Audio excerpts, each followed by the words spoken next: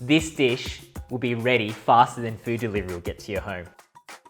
Hey guys, it's Thanh, better known as the Fruit Nerd, and today I'm gonna cook a dish for you which is so simple and so easy, Basa fillet with sesame dressing.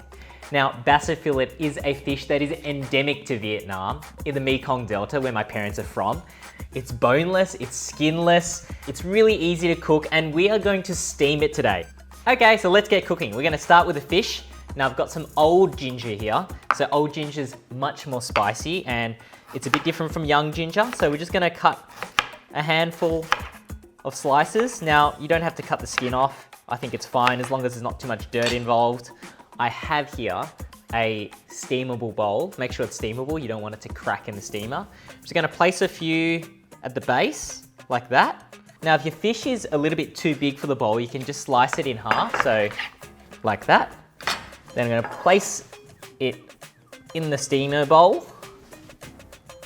And then we've got some extra pieces of ginger and we're just gonna put it on top. Now the ginger is meant to make sure that there's no fishy aromas after you steam it because they will leach some of the juice out and we want it to taste fresh. So when you're looking for Basa fillet here in Australia, look for responsibly sourced or farmed because most Basa fillet is farmed in Southeast Asia.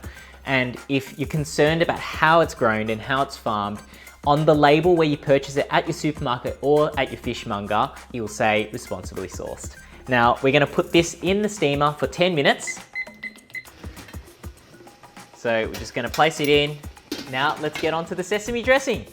So whilst the fish is steaming, we're just gonna grab 3 tablespoons of sesame seeds. And then we're just gonna put it on a low to medium heat. Make sure it's evenly dispersed. And we're gonna wait till they start to pop. You don't wanna step away from the pan because you'll notice as you toss it a little bit, you can see the base gets quite brown. So you wanna evenly toast the sesame seeds.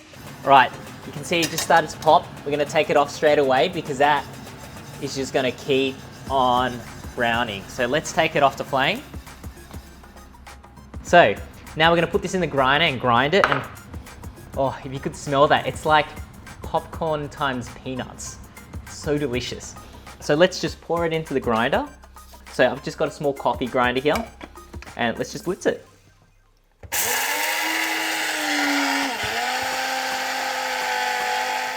So just put that all in to a bowl, and we're good to go.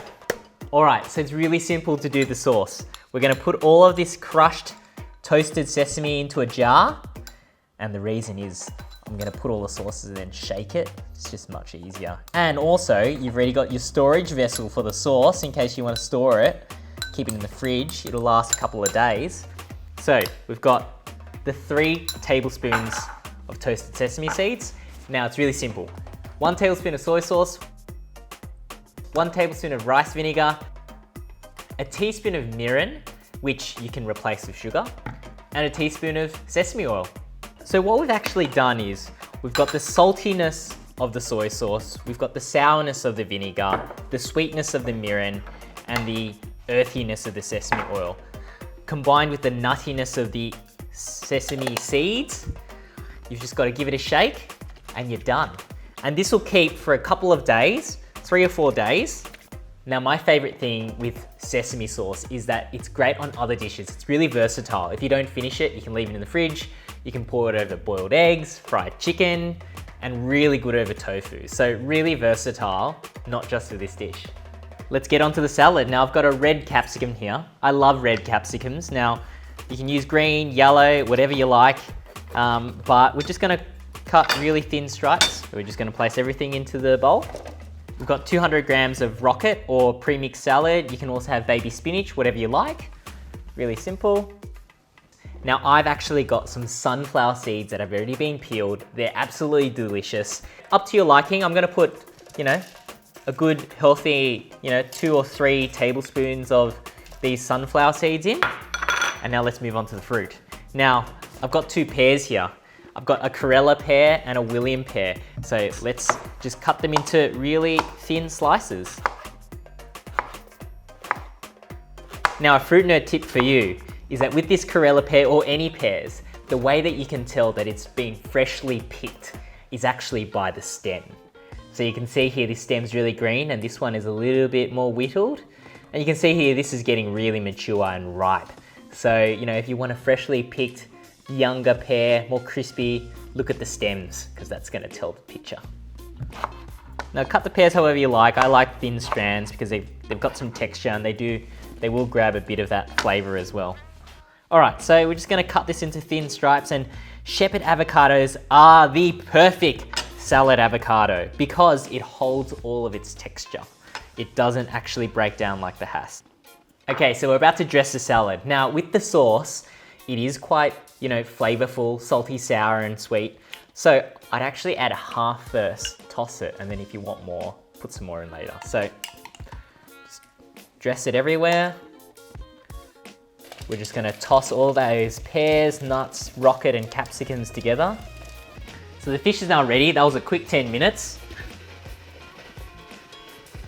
So we're gonna just move this across, and then there's a bit of water here. We're just gonna throw that water out. We don't want some of those juices. We've got the dressing to dress it up. We're ready to plate. Everything's done. It's only been about 10 minutes. So we've got the salad, which we're just gonna plate up. It's got that lovely sesame dressing on it.